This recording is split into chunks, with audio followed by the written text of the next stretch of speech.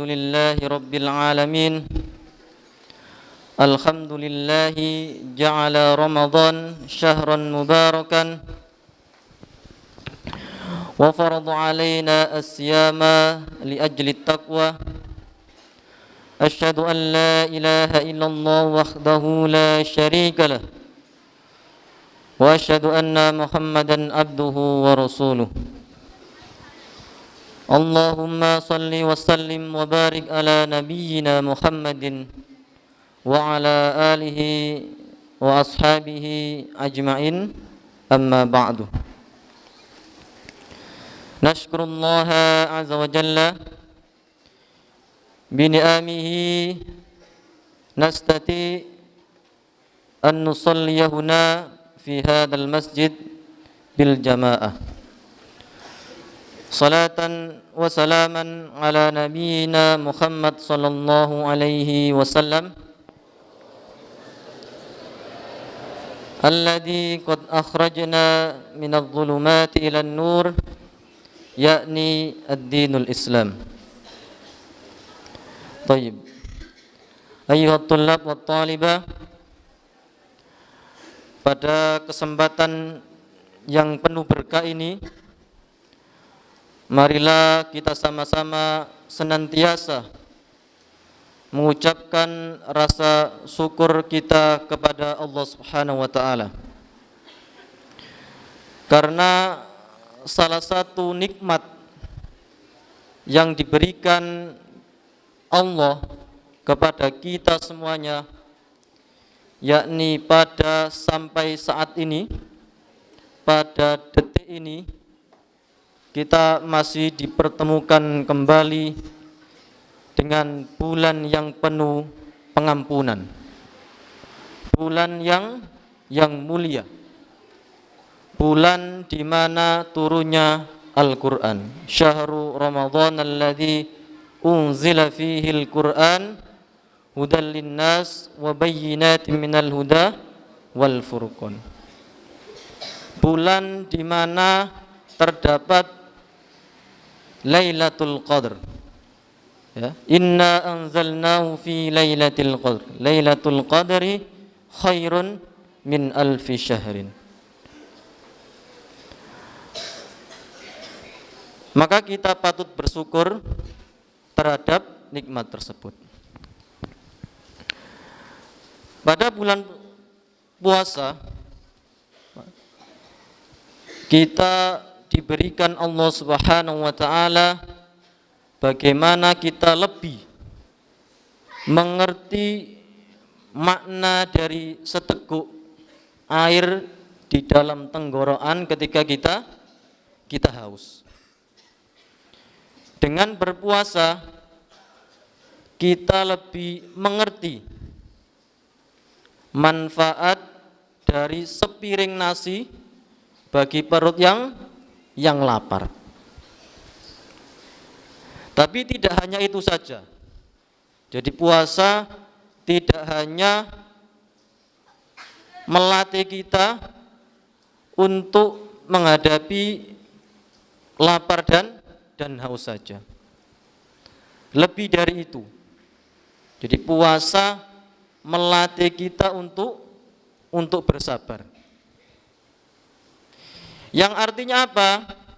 Yang artinya bagi orang yang berpuasa itu tidak diperkenankan untuk mengkonsumsi atau melakukan aktivitas yang bisa membatalkan puasa. Yang artinya kita diminta untuk berlatih dan bersabar. Nah, latihannya itu bersabar. Akan ada waktunya, ya, ada waktu berbuka dan melakukan aktivitas yang dilarang selama kita berpuasa. Maka tujuan pokok dan tujuan inti akhir untuk orang-orang yang berpuasa yang disyariatkan oleh Allah, yakni seperti yang disampaikan atau difirmankan oleh Allah dalam ayat Al-Quran yang sama-sama kita dengarkan di bulan suci Ramadan, sering sekali. Ya ayyuhalladzina amanu kutiba alaikumussyam kama kutiba alal ladzina min qablikum la'allakum tattaqun. Maka tujuan inti bagi orang-orang yang berpuasa yakni itu tadi, meningkatkan keimanan serta ketakwaan kita kepada Allah Subhanahu wa taala. Baik. Di bulan puasa atau ibadah puasa itu tidak hanya kita mendapati atau memiliki ketentuan yang menentukan sah tidaknya puasa kita. Jadi ibadah puasa itu tidak hanya mempunyai ketentuan puasa kita mendapatkan pahala atau tidak, diterima atau tidak. Tetapi ada namanya adabus syam, adab berpuasa. Yang ini berpengaruh terhadap pahala, diterima atau tidaknya pahala puasa seorang hamba tersebut. Ini ada adab berpuasa. Adab berpuasa ini berasal dari nasihat Imam Al-Ghazali, berasal dari risalah dari Imam Al-Ghazali. Yang pertama apa adabnya? Ya. Yang pertama adabus syam, yang pertama yakni thayyibul ghidha'i. Thayyibul ghidha'i. Yang pertama yakni mengkonsumsi atau memakan makanan-makanan yang thayyib, makanan yang baik, yang halalan thayyiba. Nah, yang pertama harus halal, ya, halalan thayyiba. Halal yang dimaksud ini bagaimana? Yang pertama jelas makanan tersebut bersumber dari halal yang disyariatkan oleh agama Islam. Kehalalannya terpenuhi. Kemudian halal dari cara memperolehnya. Ya. Jangan sampai menghalalkan segala cara. Jadi si fulan ini ingin makruna, ternyata dia tidak punya fulus dan akhirnya menghalalkan segala cara untuk mengambil makrunanya, tamannya. Maka cara memperolehnya yakni haram, mencuri. Nah, maka perlu diperhatikan. Atau barang-barang yang belum jelas kepemilikannya, ya. Atau subhat yang belum jelas ini milik siapa, itu halal. Yang kedua yakni thayyib tadi, ya, makanannya harus baik. Nah, baik ini bagaimana? Yakni baik menurut kesehatannya masing-masing, ya. Jadi baik menurut kesehatan. Bisa jadi baik menurut si A, belum tentu baik menurut kesehatannya si B, ya. Contoh, cumi-cumi itu kan enak sekali kalau beberapa orang berpendapat. Tetapi kalau dikonsumsi oleh orang yang memiliki kolesterol yang tinggi, maka cumi-cumi tersebut tidak baik bagi tubuhnya. Nah, maka harus baik menurut kesehatan orang tersebut. Tidak perlu mahal, tidak perlu mahal. Lezat boleh, ya, tapi tidak perlu mahal. Ya. Di pondok itu kan kalau kita berbuka dan sahur itu kan menunya bermacam-macam. Ya. Ada ayam, ada ikan laut, ada telur dan lain-lain. Nah, maka perlu disyukuri. Ya. Yang penting halalan thayyibah itu tadi, ya. Insyaallah halal dan thayyib. Yang kedua yakni watarkul mirai. Yang kedua, adab yang kedua yakni tarkul mirai. Tarkul mirai ini apa? Mengurangi atau menghindari perselisihan atau pertengkaran. Jadi jangan sampai di bulan puasa ini kita berselisih. Ya, jadi perselisihan atau pertengkaran ini bisa terjadi kapanpun, dimanapun, dan oleh siapapun. Ya, yang niatnya awalnya bergurau ternyata kebablasan menjadi pertengkaran, ya, atau perselisihan. Maka di bulan puasa ini sangat dianjurkan sekali untuk tidak melakukan pertengkaran, baik di luar bulan Ramadan apalagi di bulan Ramadan. Jadi supaya sama-sama menjaga emosinya masing-masing. Ya. Ada sebuah hadis dari Rasulullah SAW, yakni wa inimru'un qatalahu aw syatamahu falyakul inni shaimun marrataini. Jadi semisal ada si A dan si B ini tengkar, maka boleh saja kamu salah satunya mengucapkan saya ini sedang berpuasa 2 kali. Saya sedang berpuasa, untuk mereda emosi masing-masing. Jadi si fulan yang A itu yang mengucapkan itu juga meredam emosinya, yang B juga mengetahui bahwa dia sedang berpuasa, maka tidak terjadi pertengkaran. Nah, kalau kita melihat, menyimak atau mendengarkan berita sekarang itu sangat kacau sekali. Ya, malah tidak menghindari perselisihan, tetapi malah memunculkan perselisihan. Kalau kita melihat berita itu, sebagian pemuda atau pelajar itu sekarang tawuran, ya, atau konvoi dengan membawa sajam, senjata tajam.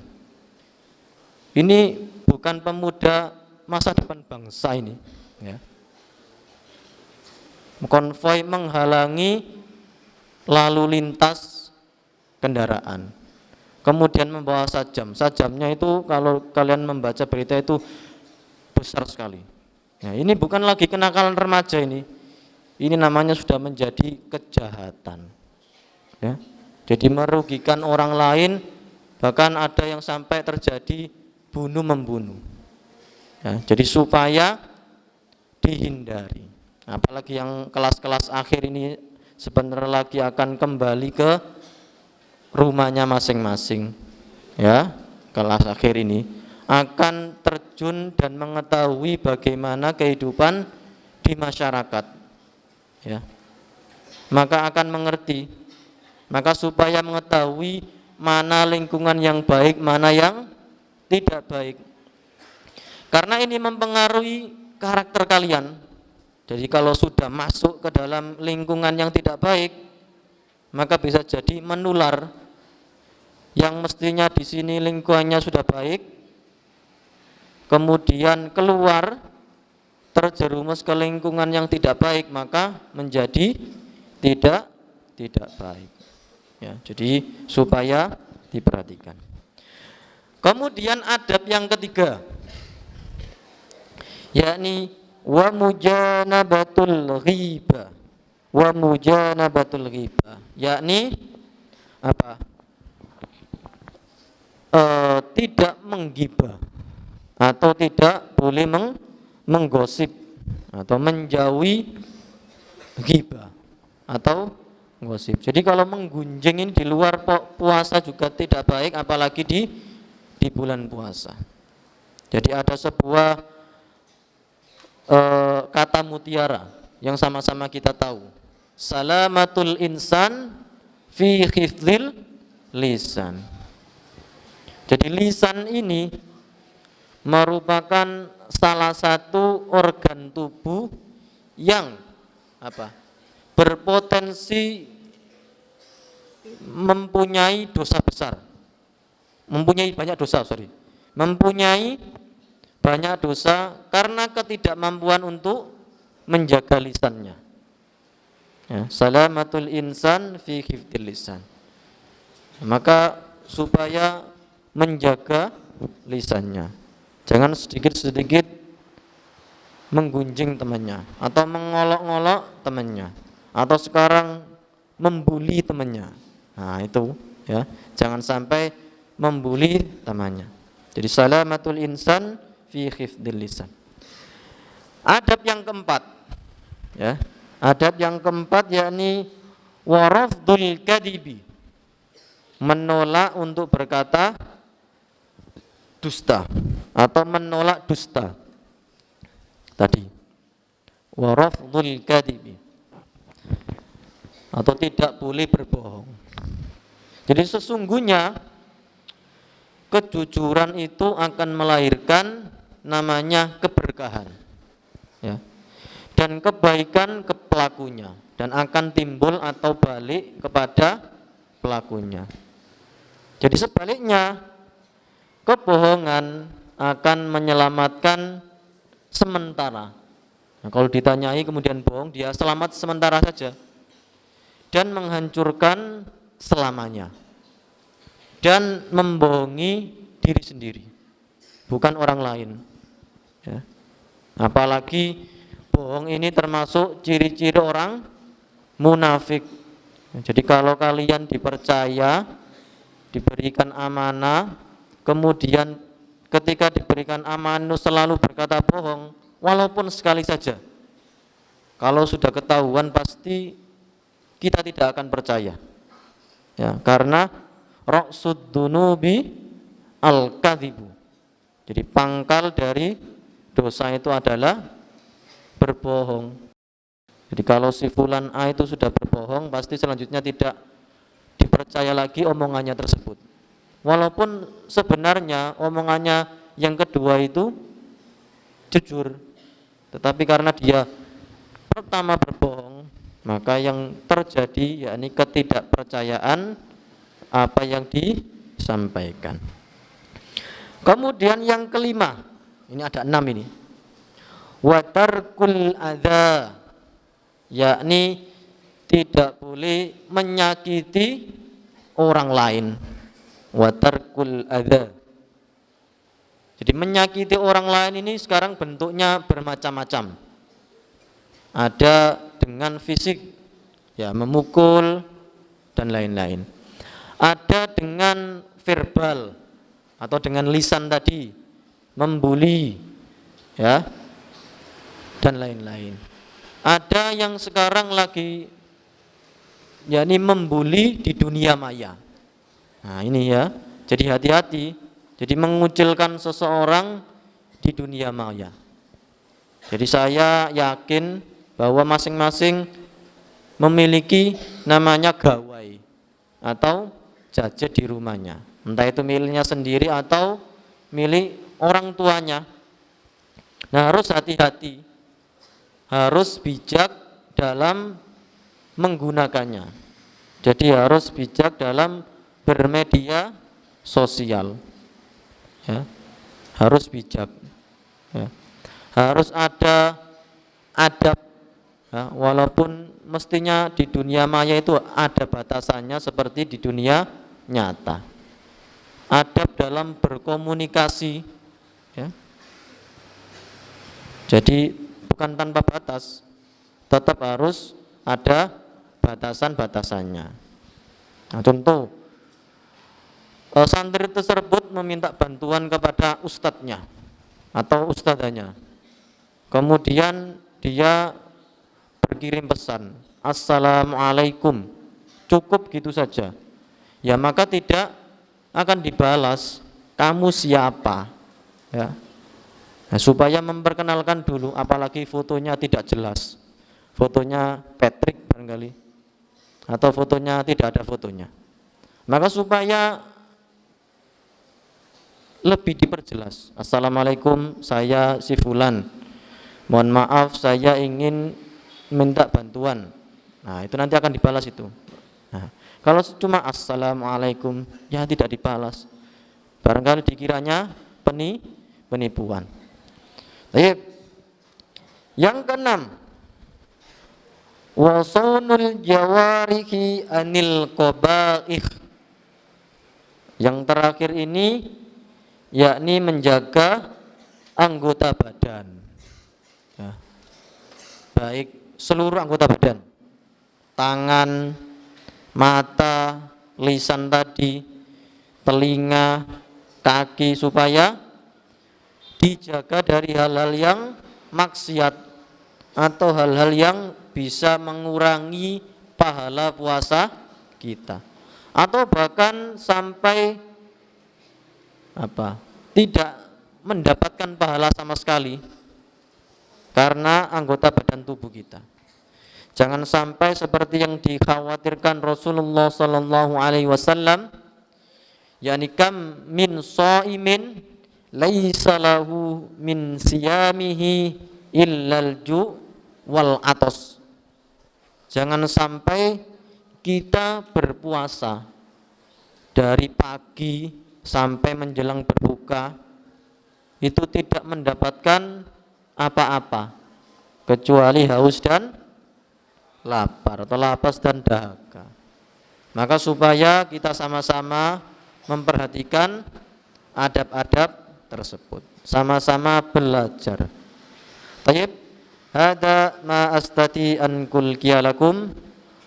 Hada minni akhirul kalam. Wassalamu alaikum warahmatullahi wabarakatuh.